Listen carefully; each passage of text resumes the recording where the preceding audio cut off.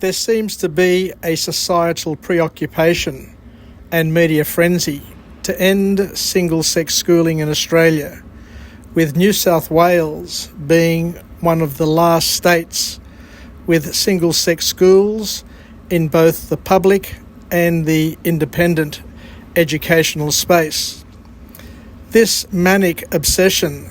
seems to also be supported by a number of rather childish assumptions which have been put forward by leaders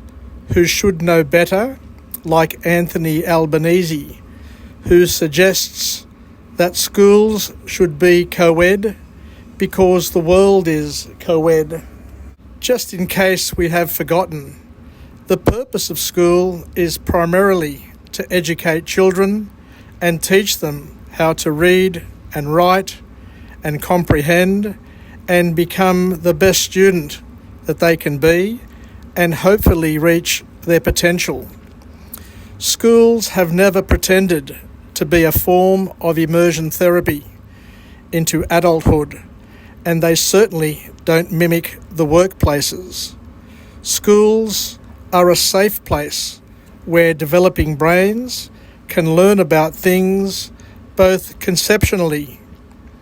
and practically from a distance. There has always been an acceptance and recognition that our adolescents are not ready for the real world just yet, and they still have much learning and growing to do. Children grow and develop in defined stages, and many of these growth and maturity stages differ from boys to girls and among the same sexes as well. They're a context in which children and teenagers can work at who they are, learning about themselves and trying to understand how they fit into the world and how they engage with others like themselves who are experiencing similar sorts of challenges and breakthroughs in ways that are going to help set them up for their futures and how they are going to engage in and with the world. For some, not necessarily all, a single-sex educational environment allows them to grow and develop and prepare in a world that is designed specifically to cater for their unique needs.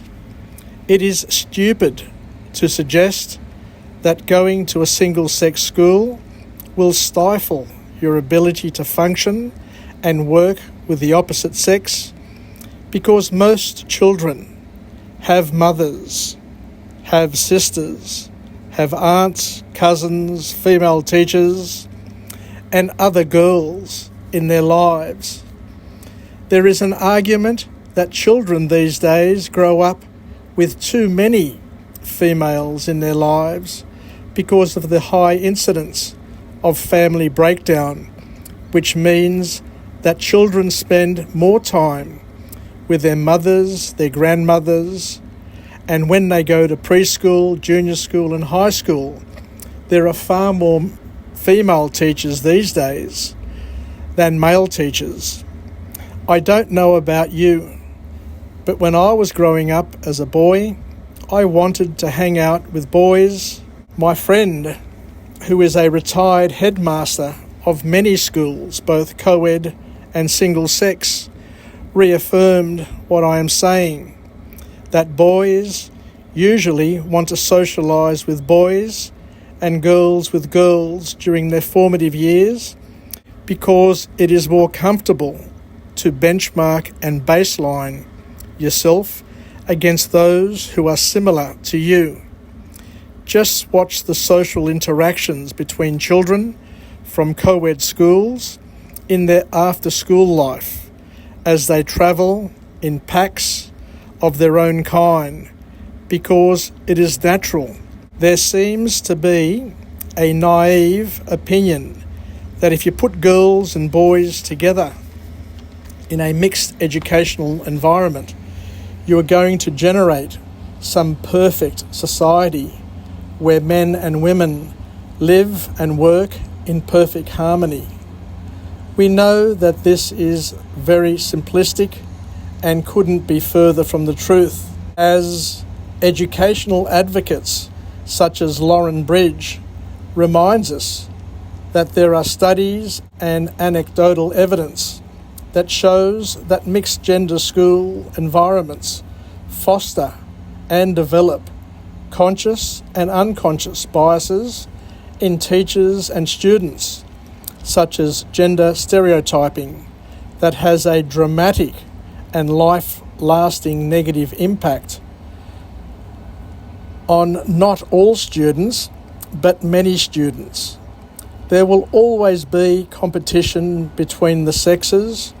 and children will always label subjects as boy or girl subjects in a mixed school environment and be subjected to ridicule and unfair comparison. These issues are less prevalent in a single-sex educational environment, with the absence of the opposite sex and both teachers and students being able to focus on the job at hand without interference from unproductive distractions. As one student aptly put it, I get plenty of time to meet boys and socialise with boys before and after school, on the train or the bus, or on the weekend at gatherings. It really isn't a problem. What I absolutely love is that when I walk through the school gates, we are all the same and don't have to worry about how we look, and can be ourselves and do what our parents have sent us to this school to do, and that is to learn, bend and stretch ourselves to become the best version of ourselves and set ourselves up for life, and that pretty much sums it up. If your parents are spending $50,000 a year for your education and you are going to school to socialise, then you are wasting their money and your opportunities. You may as well go to a government co-ed school and save your parents a lot of money. So in summary, all I'm trying to suggest is just ignore all the naysayers and all the negative media on single-sex schooling, because for those who have been to a single-sex school know that it works, and it works really well for most people. I'm not that naive to say it works for everybody, but what I can say is that when you specialise, when you go to an environment that is particularly and specifically tailored to the needs, the educational needs, and all the other emotional and well-being needs of a male or a female, then chances are you're going to have an environment which is standardised to be able to get the best outcome from your children. Anyway, once again, all I can say is let's help save Newington. It's not too late. Let's reverse this co-ed decision, which is not going to benefit either the boys or the girls, and is going to change Newington forever in a negative way, is what my opinion is.